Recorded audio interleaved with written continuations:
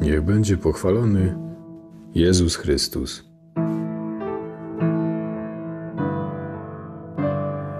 Wprowadziłem wielu państwa w błąd i muszę przeprosić. Kiedy pytali mnie, czy chodzić do kaplicy bractwa, czy nie, powiedziałem, tak, chodźcie. Teraz bym powiedział inaczej. Nie dlatego, że podważam intencje księży czy wiernych bractwa, bo one są wspaniałe i dobre.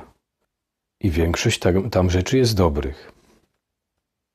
Tylko jest coś, co jest złe i co muszę powiedzieć, bo to zło niszczy to całe dobro.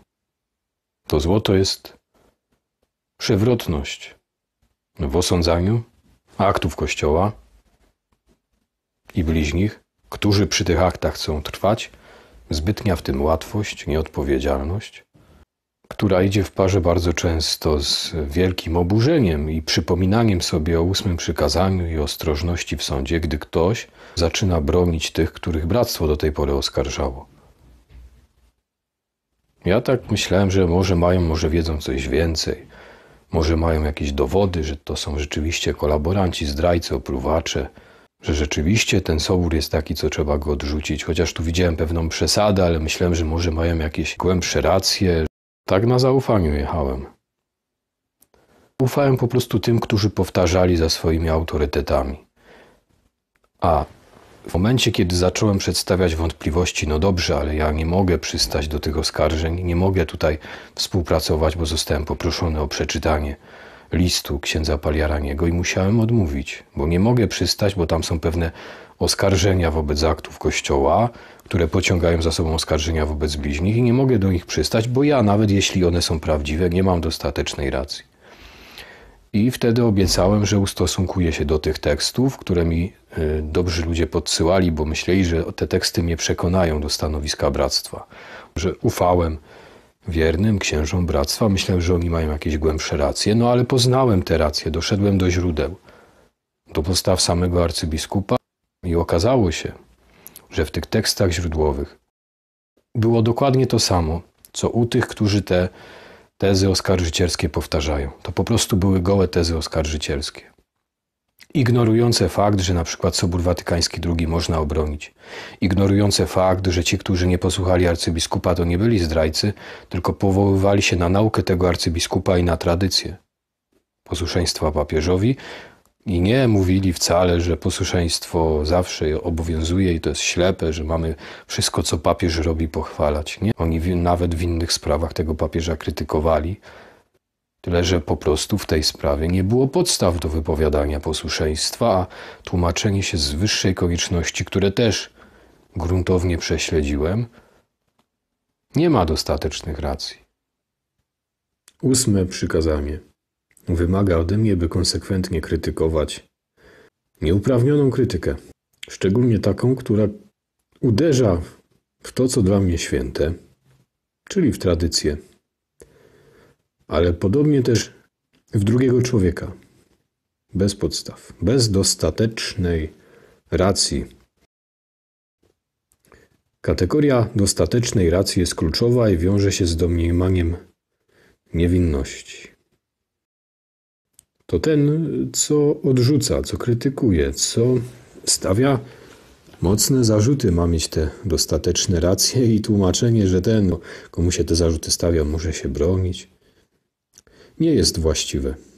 Bo ten, komu się zarzuty stawia bez dostatecznej racji, bronić się nie musi, a stwierdzenie, że coś jest jedynie logiczną interpretacją czyjejś wypowiedzi, według mnie, i jestem święcie o tym przekonany, tą dostateczną racją absolutnie nie jest.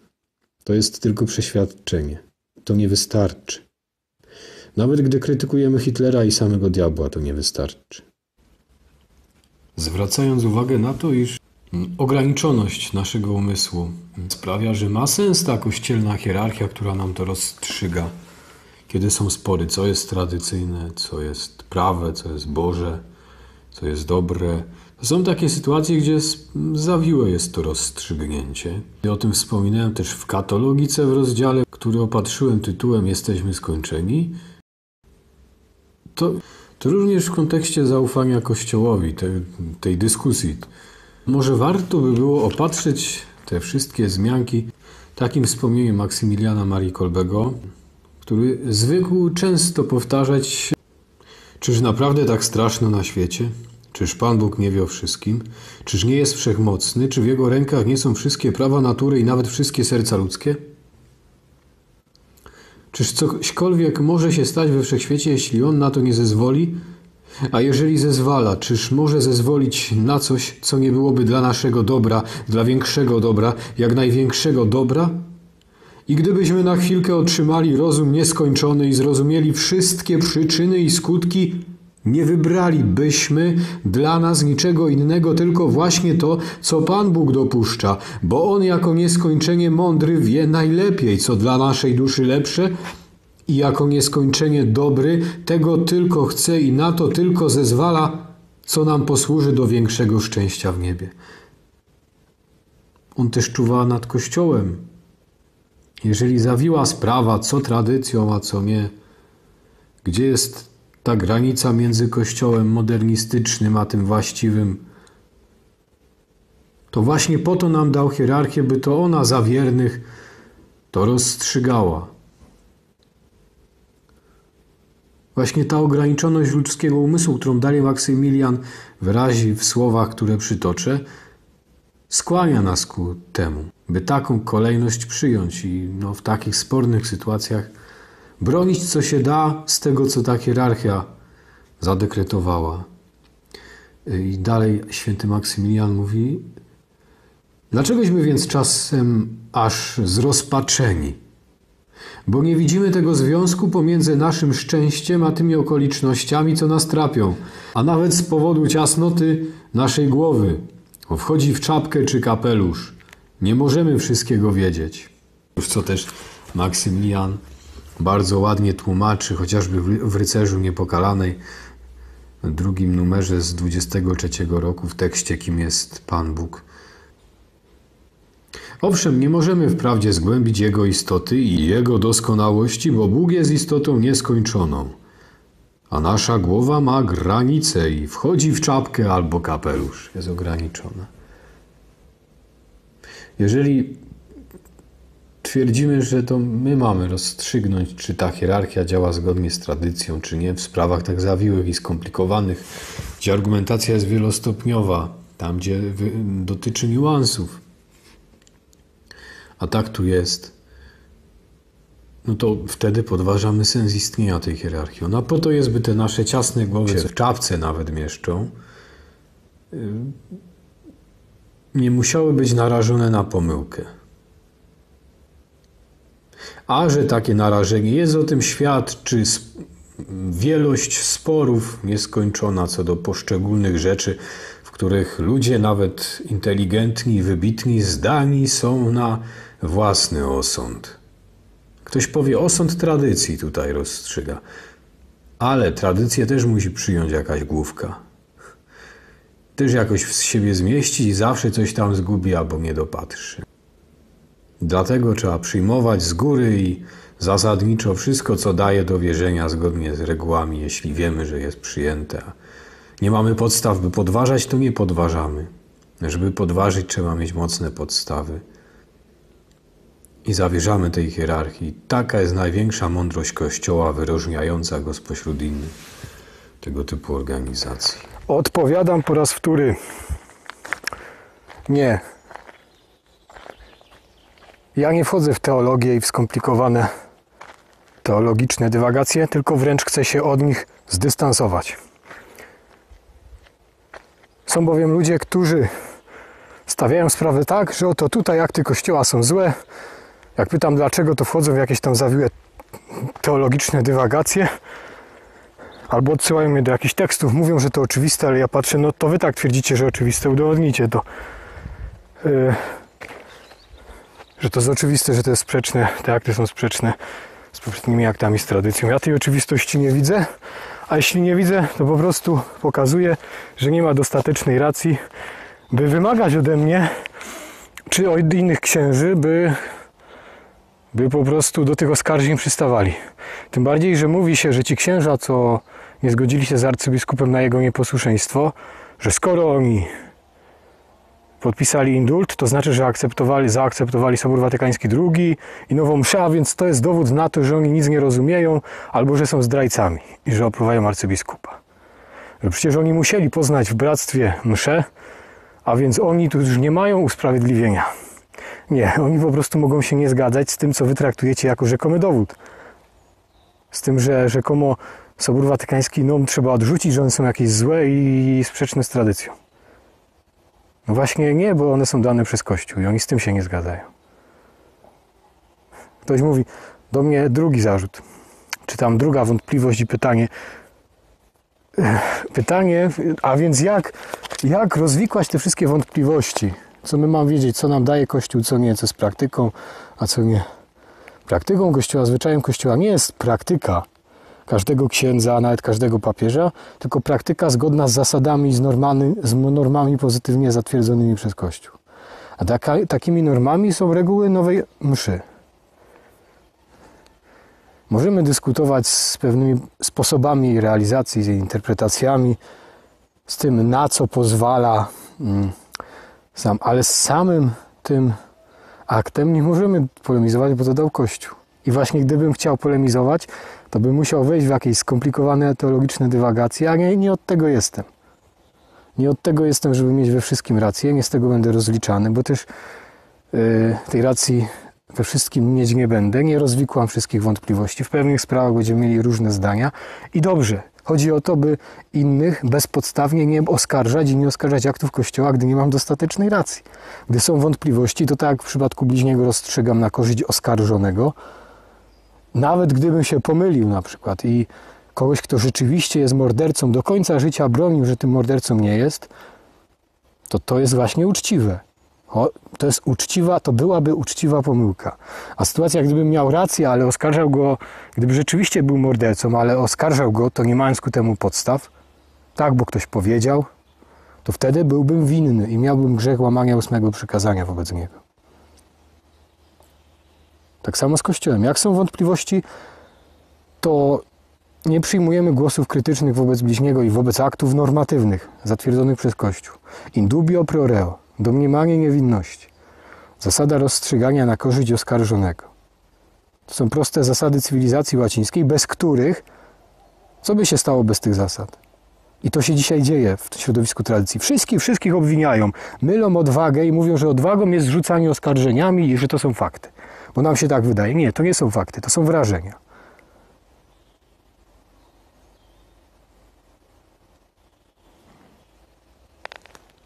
Sprawa jest według mnie rozstrzygnięta i właśnie dlatego, że nie mam kompetencji, że jestem ograniczony, nie wdaję się w rozstrzyganie w sprawach wątpliwych, bo po to mam akty Kościoła, bym jest z tych rozstrzygnięć, w których jestem narażony na omyłkę wynikającą z mojej ułomności, jestem po prostu, te rozstrzygnięcia są dla mnie niebezpieczne i po to mam Kościół, żeby w takich sytuacjach wątpliwych dał mi te akty i bym nie musiał ich podważać.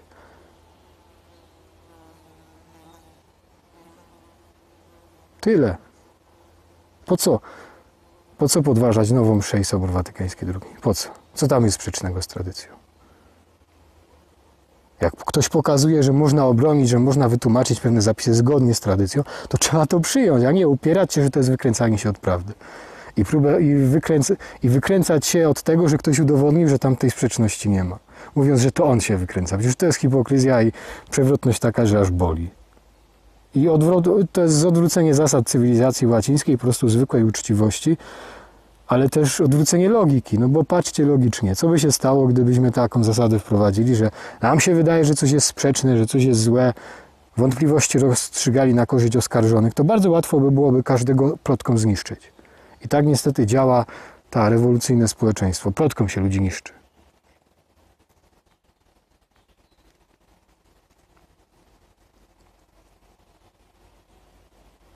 I to jest jeden z elementów, w którym nasze społeczeństwo jest właśnie rozwalane. Rzucanie plotkami i wpajanie w ludzi przekonania, nawet nie tyle, że to jest coś obojętnego, ale wręcz, że ta pochopność w sądach, to domniemanie winy jest tutaj jakąś cnotą odwagi. I tak się młodych ludzi utwierdza, którzy gdy się im wytknie błąd, to oni odwracają kota ogonem i u ciebie na siłę będą chciwi, że to ty jesteś winny to się im pokaże, że nieuprawniony jest twój sąd, nie masz podstaw, weź się zastanów, zanim coś palniesz. To nie, to oni, że ty jesteś tchórzem, zaczną tobie morały arogancko wygłaszać i to już się robi plaga w różnych środowiskach. Myślę, że znacie odpowiedź. Dlatego byłem w błędzie, że tak jak cała reszta środowiska zagłaskiwałem. I siebie w swoim zaufaniu do krytyki formułowanej przez arcybiskupa Lefebvre'a i całe środowisko, również wtedy, kiedy mówiłem, że chodziłem, chwaliłem, że popatrzmy się, w czym chwaliłem? W czym? Czemu ufaliśmy? Ufaliśmy nieufności wobec aktów Kościoła. Ufaliśmy, kiedy ktoś mówił, że te akty są jedne sprzeczne z drugimi, co podważałby w zasadzie sens Kościoła.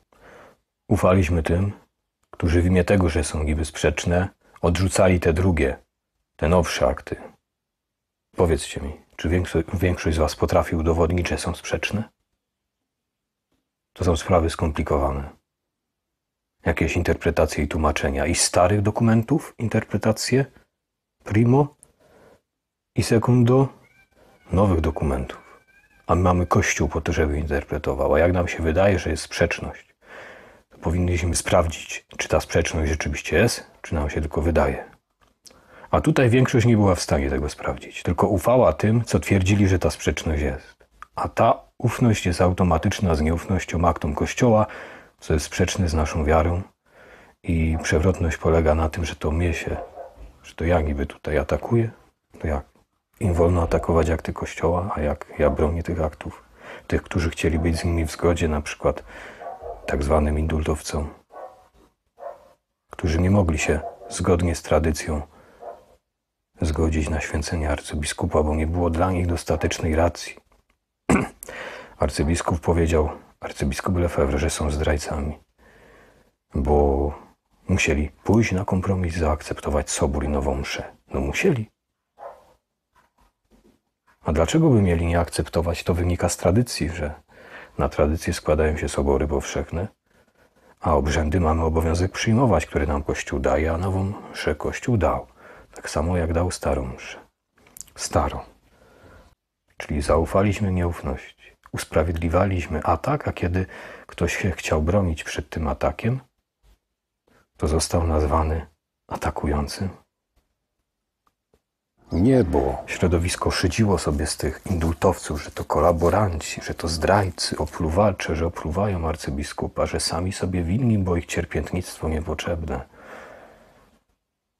I na takie coś tak łatwo sobie pozwalało środowisko, nie mając ani kompetencji, żeby to sprawdzić, nie próbując obronić, tylko tak, zakładając swoją interpretację jako lepszą niż interpretacja żywego Kościoła. To wtedy my się stawiamy, tak jak protestanci, w miejscu Kościoła i my sobie samodzielnie interpretujemy teksty tradycji. To jest hipokryzja i przewrotność. Kiedy tyle czasu się poniewierało tymi indultowcami, ludźmi, którzy chcieli w zgodzie z tradycją całą, a nie tylko z częścią, bo im ta tradycja nie pozwalała na nieposłuszeństwo papieżowi, co nawet arcybiskup Lefebvre rok wcześniej przyznawał, kiedy mówił, że gdyby wyświęcił biskupów bez zgody papieża, byłby schizmatykiem. No to oni byli jemu wierni bardziej niż on sam sobie. I to, że ja atakuję, że ja...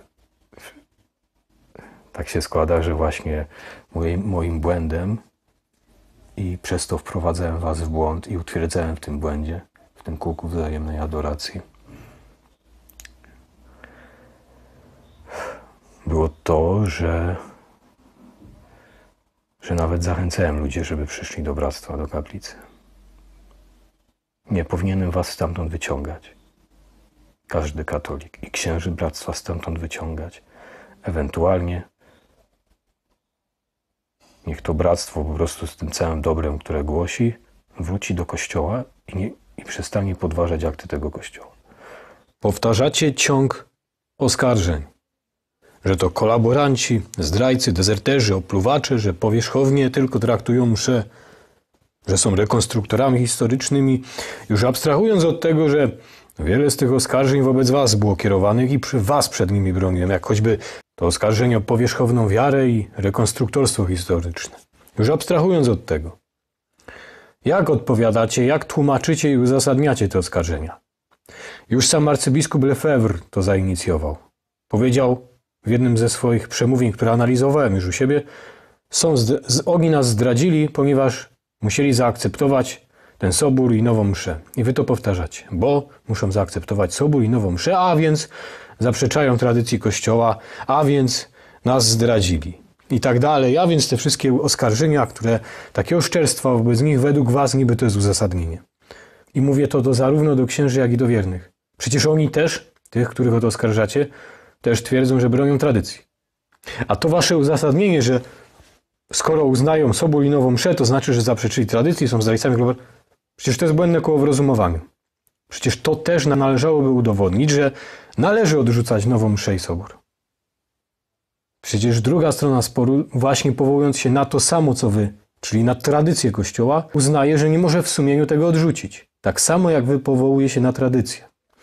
A więc czynienie argumentem w tym sporze jednego ze stanowisk jest błędnym kołem, błędem logicznym, którego się dopuszczacie i w to wciągacie waszych wiernych. Błędnym kołem jest tak samo twierdzenie, że oni są kolaborantami, zdrajcami, że bractwo ma rację, że trzeba było nie posłuchać papieża i wyświęcić biskupów, bo ten kościół posoborowy zerwał z tradycją. Ponieważ ten sam kościół posoborowy jest tym, który orzeka, co jest tradycją, a co nie. Kościół, po prostu najbliższa reguła wiary, obecny, żywy przedstawiciele. Oni też twierdzą, że bronią tradycji. Ale to, kiedy to wy twierdzicie, że lepiej interpretujecie stare teksty i lepiej wiecie, że tu jest sprzeczność, a jej nie ma, jak w przypadku Dignitatis Humanae Syllabus Errorum, to stawiacie się w miejscu Kościoła.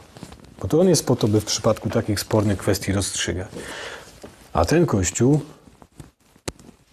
samym faktem, że uznał i orzekł i Sobór Watykański II, i nową mszę, świadczy o tym, iż nie ma tutaj niczego sprzecznego z tradycją. Po to on ma tą moc wydawania takich aktów, żebyśmy tej mocy wierzyli, jak to uczy katechizm Piusa X, kardynała Gaspariego, czy nawet zapisy Soboru Trydenckiego. To wy sami podajecie przykłady z tego soboru, żeby powiedzieć, że nowa msza jest jakaś zła, bo tam jest zapisane, że nikt nie może zmieniać. No ale samo to, że już 30 lat później papieże zmieniali, świadczy o tym, że coś chyba źle rozumiecie w tym zapisie Soboru Trydenckiego, a przy tym złym rozumieniu ignorujecie dalszy zapis, który mówi, że kto by twierdził, że obrzędy zwyczajowo używane przez Kościół są podnietą do bezbożności, niech będzie wykręty. No, tam. Sobór Trydencki nie mówi, że to chodzi tylko o obecny kształt obrzędu, ale ogólnie o obrzędy, w których ten sam Sobór mocno wprowadzał poprawki i 30 lat później i przez całą historię były drobne poprawki, nieistotne czy drobne, czy duże, po prostu były jakieś zmiany, do których Kościół ma prawo. Tak jak prawodawca, gdy orzeka, że nikt nie może jeździć 200 na godzinę, to jeśli tak orzeka, to nawet on tak nie może.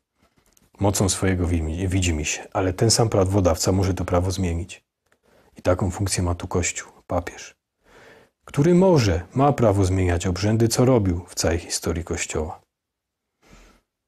Choćby nawet te zmiany miały pewne wady funkcjonalne, takie materialne, bo taki charakter mają wady nowej mszy, na które wskazywałem. Ale nie są to wady doktrynalne i jako takie mamy pomimo tych wad ten Sobór uznawać za godny, katolicki, godziwy i taki, który nam nie zagraża w żaden sposób sam w sobie. Bo bramy piekielnego nie przymogą. I na tym bazujecie. To jest bardzo logicznie niska i miałka podstawa. To jest spychanie argumentów drugiej strony, które pokazują, że tradycja im nie pozwala zarówno uznawać tutaj nieposłuszeństwa wobec papieża w sprawie święceń, jak i odrzucać soboru i nowej mszy. Dlatego ten wasz argument do tego się odwołujący i uzasadniający wasze oszczerstwa jest zerowy. Żaden. A więc wasze oskarżenia są oszczerstwami. I uporczywie w nich trwając i powielając, po prostu wprowadzacie wiernych i przyzwyczajacie do tego aroganckiego wykręcania się od odpowiedzialności za słowo wyrażone w 8 przekazaniu, W pouczeniach Pana naszego Jezusa Chrystusa, kto by powiedział swemu bliźniemu raka, bezbożniku, winien jest. I wciągacie w to całe rzesze dobrych ludzi. Uprzedzam zarzuty, które już się pojawiały, że ja tutaj jestem zaślepiony. Nie, to wy jesteście zaślepieni. Mówię to w sytuacji, zacząłem to dostrzegać, w sytuacji, kiedy ze strony wiernych Bractwa Księży spotykała mnie tylko życzliwość. Wręcz było na odwrót. W związku z tą życzliwością trudno mi było na początku was krytykować. I musiałem się naprawdę przemóc w sobie, żeby pomimo waszej życzliwości wobec mnie zwrócić wam uwagę, że owszem, jesteście wobec mnie życzliwi, ale jestem świadkiem tego, jak jesteście niesprawiedliwi wobec innych. I jak sprowadzacie wiernych na manowce. I mówiąc dużo o tradycji, uderzacie, zapewne nieświadomie i w dobrej wierze, w istotny element tradycji, o którym mówią ci, których oskarżacie.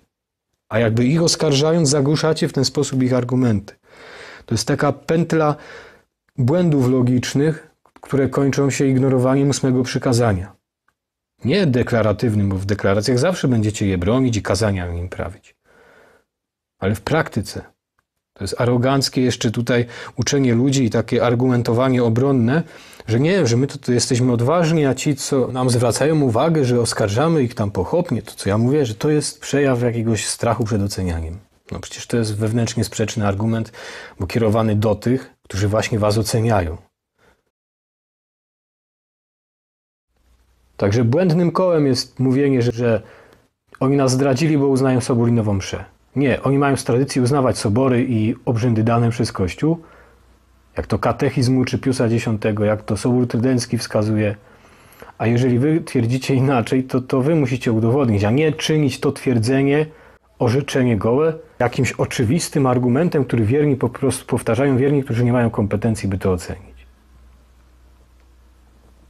Choćby to nawet tak było, jak mówicie, to samo to, że wierni to przyjmują na wiarę, bo nie są w stanie tego zweryfikować, świadczy o tym, że przyjmują sprzeczną postawę z tradycją Kościoła, bo wierzą wam, gdy podważacie akty Kościoła, a nie Kościołowi, który je daje. Zostańcie z Bogiem. Arcybiskup Lefebvre dziwi się, jak to się stało, że przychylna, niezwykle pochwalna opinia